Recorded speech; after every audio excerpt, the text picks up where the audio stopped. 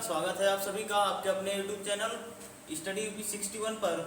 मैं सत्यवंत एक बार फिर से आप सभी साथियों का हार्दिक स्वागत करता हूं। हमने पिछले एपिसोड में वर्णमाला के बारे में अध्ययन किया था और वहां पर हमने वर्णों के बारे में विस्तृत चर्चा की थी। वहां से जुड़े हुए जितने प्रश्न थे उन सभी प्रश्नों के ऊपर डिस्कस किए और आगे देखें तो हमने स्वरों के विभाजन को देख रहे थे हम लोग, और वहाँ पर हमने कुछ विभाजन देखे थे, जैसे ओष्ठ के आधार पर स्वरों का विभाजन, मात्रा के आधार पर स्वरों का विभाजन, इस प्रकार का विभाजन हो चुका था। तो आगे चलते हैं हम इसी के क्रम में। तो ये जो हमारा वीडियो है ये वर्णमाला का पार्ट 2 होगा। इसमें हम लोग वर्णमाला के अगले क्रम को देखेंगे। वर्णमाला का पार्ट 2 होगा। इसमें हम लोग स्वरों के सभी विभाजन को देखेंगे कि प्राकृतिक स्वर कौन है, इसके बाद उदासीन स्वर किस स्वर को कहा जाता है, और देखें तो संहित स्वर किस स्वर को कहा जाता है। इन तमाम प्रकार के प्रश्नों को हम लोग यहाँ पर देखेंगे। तो बने रहें वीडियो के लास्ट तक, और हमारा प्रयास अच्छा लगे तो वीडियो को लाइक, चैनल को सब्सक्राइब और शेयर करना ना भूलें। तो शुरू करते हैं साथियों। जैसे देखें हम अगला प्रकार अगर देखें स्वरों का, तो उसका अगर हम वर्गीकरण करें तो अगर वर्गीकरण करें सर तो हम अगला जो अगर वर्गीकरण है हमारा तनाव के आधार पर स्वरों का प्रकार, तनाव के आधार पर स्वरों का वर्गीकरण, अर्थात तनाव के आधार पर स्वरों का वर्गीकरण। तनाव के आधार पर स्वर कितने प्रकार के होते हैं, कितने प्रकार से हम वर्गीकृत करते हैं।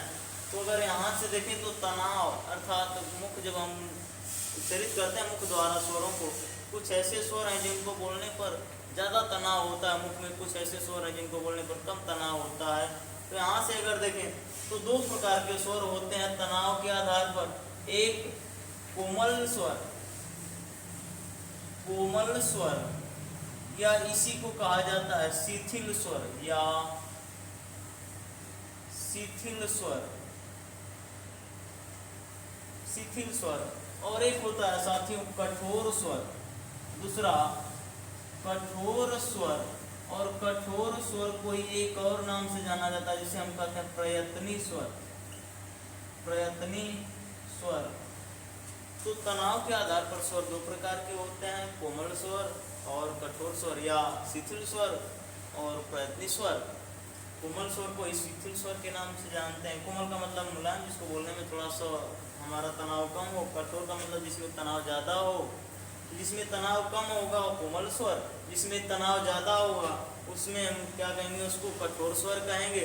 तो यहाँ से सीधे आते हैं हम कोमल स्वर के अंतर्गत कौन कौन से स्वर रखे गए हैं। कोमल स्वर के अंतर्गत कौन कौन से स्वर आते हैं। तो कोमल स्वर के अंतर्गत साथियों हमारे वही स्वर आते हैं जिन्हें हम मूल स्वर के नाम से जानते हैं। अ, ई, उ और री, यही चार स्वर हमारे कोमल स्वर कहे जाते हैं। और कठोर स्वर हम देखें तो कठोर स्वर में जो बाकी शेष स्वर हैं वो सभी शेष स्वर किसके अंतर्गत आते हैं, तो कठोर स्वर के अंतर्गत आते हैं। कठोर स्वर में कौन कौन से आ जाएंगे भाई, आ, बड़ी ई, बड़ा उ, ए, ओ, औ। ये कैसे स्वर हैं, कठोर स्वर हैं। तो हम अगर देखें तो जो कोमल स्वर हैं इन्हीं को मूल स्वर भी कह सकते हैं, इन्हीं को ह्रस्व स्वर भी कह सकते हैं। अर्थात मूल स्वर, कोमल स्वर, ह्रस्व स्वर, ये सभी स्वर एक ही हैं। और यहाँ से देखिए कठोर स्वर किसे कहते हैं, तो जो संयुक्त स्वर थे, संयुक्त स्वरों को हम किस नाम से जानते हैं, संयुक्त स्वरों को हम प्रयत्नी स्वर या कठोर स्वर के नाम से भी जानते हैं। एक किस आधार पर हमने स्वरों का वर्गीकरण किया, तो तनाव के आधार पर स्वरों का वर्गीकरण। तनाव के आधार पर स्वरों का वर्गीकरण दो प्रकार से किया जाता है, कोमल स्वर और कठोर स्वर। आगे देखते हैं स्वरों का प्रकार। तो वो अगर हम देखें आगे स्वरों के प्रकार में, तो एक अगला प्रकार हम अगर देखें तो अगला जो हम अगर वर्गीकरण करें सर, तो अगला वर्गीकरण होगा हमारा ओष्ठ के आधार पर। ओष्ठ के आधार पर, ओष्ठ के आधार पर स्वरों का वर्गीकरण। ओष्ठ के आधार पर स्वरों के वर्गीकरण का अर्थ, जैसे हम देखें तो हम जब उच्चारित करते हैं स्वरों का तो हमारे ओष्ठ का आकार बदलता रहता है। किसी को बोलने पर गोल हो जाता है, वृत्त जैसा हो जाता है, किसी को बोलने पर पूरा फैल जाता है। और कुछ लोग जैसे देखे होंगे कि अलग अलग स्टाइल में बोलते हैं। तो यहाँ पर अगर देखें तो ओष्ठ के आधार पर स्वरों का वर्गीकरण हम 3 प्रकार से करते हैं भाई।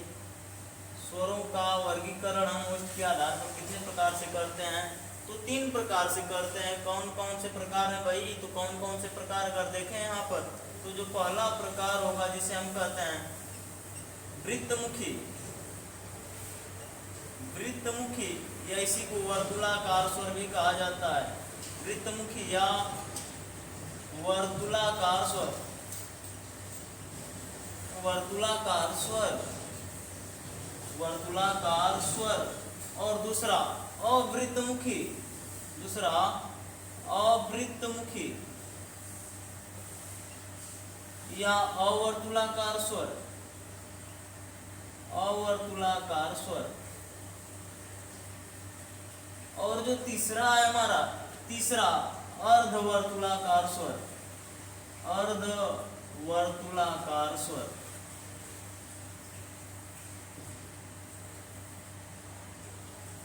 या अर्धवृत्ताकार स्वर, या अर्धवृत्ताकार स्वर।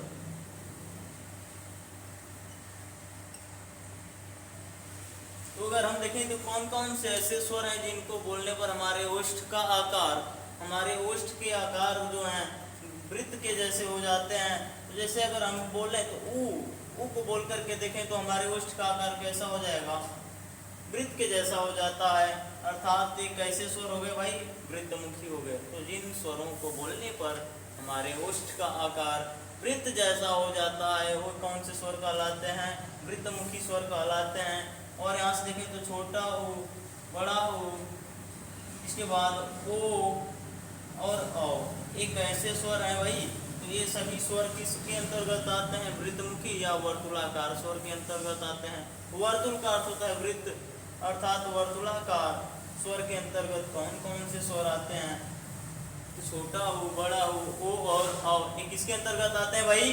वर्तुलाकार स्वर, वृत्ताकार स्वर। यहाँ पर देखें तो वृत्तमुखी, अवृत्तमुखी स्वर या अवृत्ताकार स्वर कह सकते हैं इसको, या अवर्तुलाकार स्वर कह सकते हैं। इसके अंतर्गत कौन कौन से आते हैं? तो देखिए बोलेंगे हम छोटी ई, ए, ऐ, इसके बाद री, ये किसके अंतर्गत आते हैं भाई?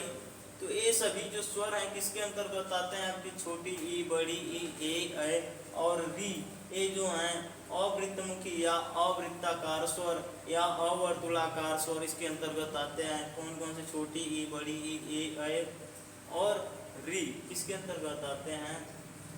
अवर्तुलाकार के अंतर्गत आते हैं। इसके बाद अर्धवर्तुलाकार स्वर। तो जैसे देखिए इसमें हमारा केवल एक ही स्वर आता है आ को बोलेंगे तो हमारा ओष्ठ का आकार जो होगा थोड़ा सा खुला रहेगा, थोड़ा सा चिपटा जैसा होता है। तो हम कह सकते हैं कैसा होता है भाई? अर्धवृत्ताकार, अर्धवर्तुलाकार स्वर। तो यहाँ से देखें हमने ओष्ठ के आधार पर स्वरों का वर्गीकरण किया। ओष्ठ के आधार पर स्वरों का वर्गीकरण 3 प्रकार से किया गया। वृत्ताकार स्वर या वृत्तमुखी स्वर या वर्तुलाकार स्वर। दूसरा अवृत्तमुखी स्वर या अवृत्ताकार स्वर या अवर्तुलाकार स्वर। और तीसरा जो विभाजन है अर्धवर्तुलाकार स्वर या अर्धवृत्ताकार स्वर या अर्धमुखी स्वर, अर्धमुखी स्वर, अर्धवृत्तमुखी स्वर। अर्थात ओष्ठ के आधार पर स्वरों का वर्गीकरण 3 प्रकार से किया गया। कौन कौन से भाई?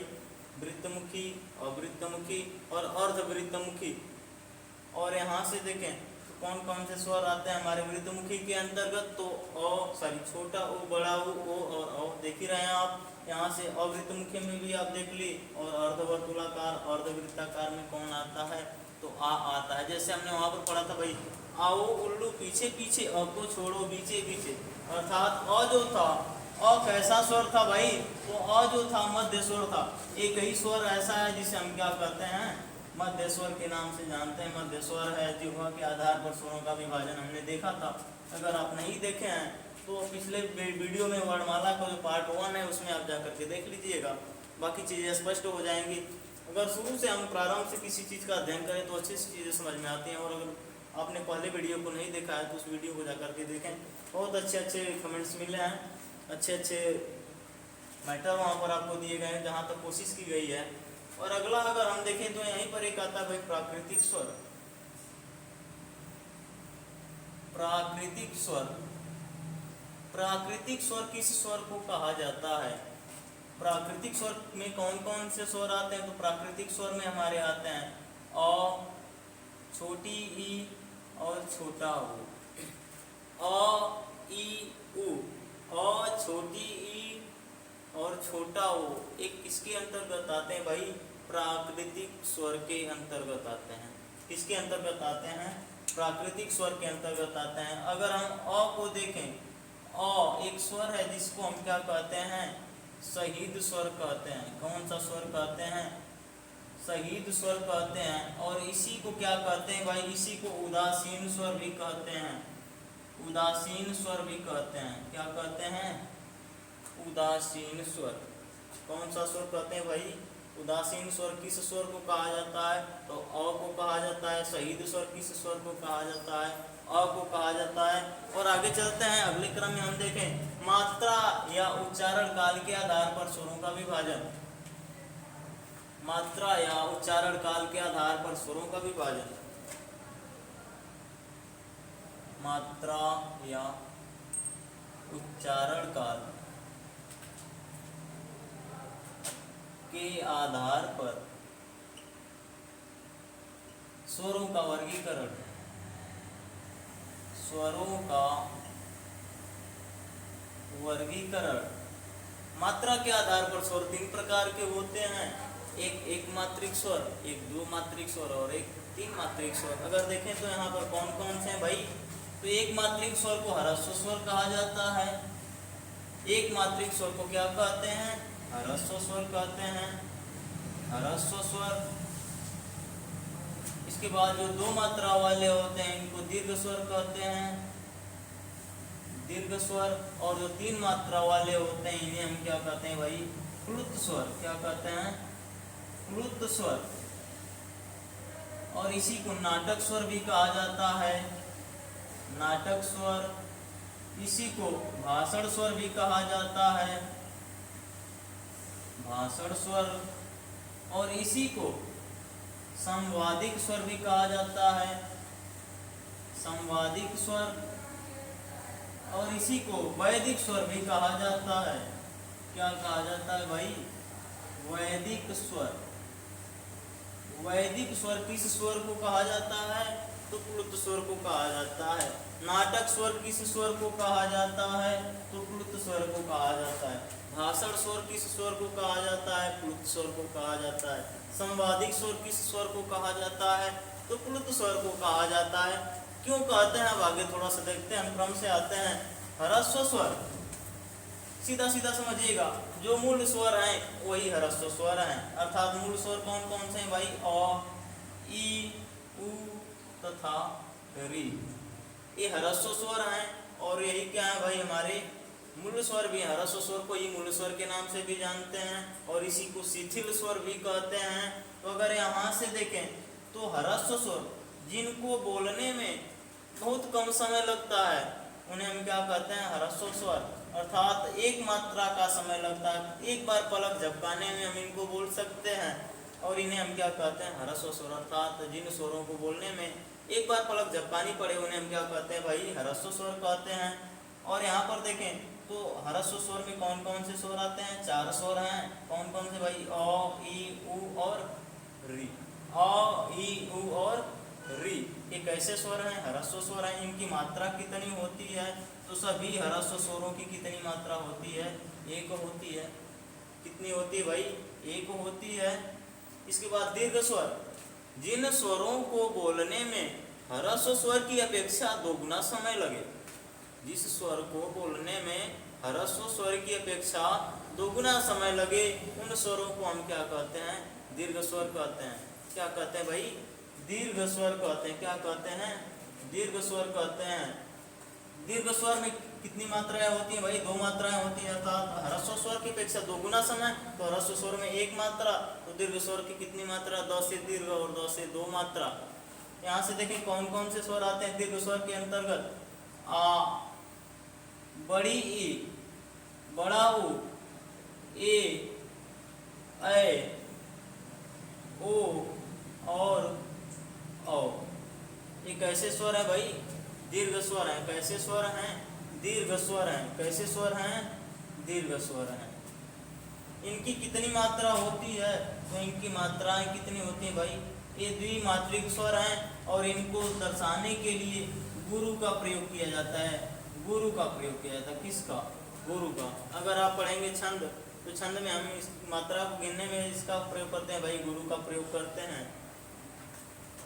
2 मात्रिक स्वरों के लिए गुरु का प्रयोग किया जाता है। इसके बाद अगर प्लुत स्वर देखें, तो जिन स्वरों को बोलने में दीर्घ स्वर से भी ज़्यादा समय लगे, जिन स्वरों को बोलने में या जिन स्वरों का उच्चारण करने में दीर्घ स्वर से भी ज़्यादा समय लगे, उस स्वर को हम क्या कहते हैं, प्लुत स्वर कहते हैं। जैसे नाटक में लोग कान में उंगली डाल करके खुद चिल्लाते हैं ना, तो ज़्यादा समय लगता है, किसी आ करके चिल्लाते हैं भाई, तो कौन सा स्वर हो गया, प्लुत स्वर। भाषण देने में भी हम इसी प्रकार का उच्चारण करते हैं। किसी संवाद में अगर देखें तो वहाँ पर भी हम किसका प्रयोग करते हैं, प्लुत स्वर का प्रयोग करते हैं। वेदों में किस स्वर का प्रयोग किया जाता है, तो वेदों में प्लुत स्वर का प्रयोग किया जाता है। ये कोई अलग से स्वर नहीं है। इनमें अगर देखें तो जैसे एक आता है ओम, इसके बाद एक आता है आपका जैसे नमोस्तुते, नमोस्तुते। यहाँ से ऐसे भी आप कर सकते हैं, सॉरी लिख देते हैं बढ़िया से इसको, नमोस्तुते। साधारणतः इसको दर्शाने के लिए, प्लुत स्वर को दर्शाने के लिए व्याकरण में हिंदी के गिनती में 3 जो बनता है, इसको दर्शाया जाता है। इससे दर्शाया जाता है या तो एक गुरु का चिन्ह लगा दिया जाता है, जिसे हम अवग्रह का कहते हैं संस्कृत में। इस अवग्रह के चिन्ह से हम प्लुत स्वर को दर्शाते हैं, और या तो अवग्रह से दर्शाएंगे या तो 3 से दर्शाएंगे। अर्थात जहाँ पर ये दोनों चिन्ह होंगे, दोनों में से कोई एक चिन्ह होगा, वहाँ पर कौन सा स्वर होगा, प्लुत स्वर होगा।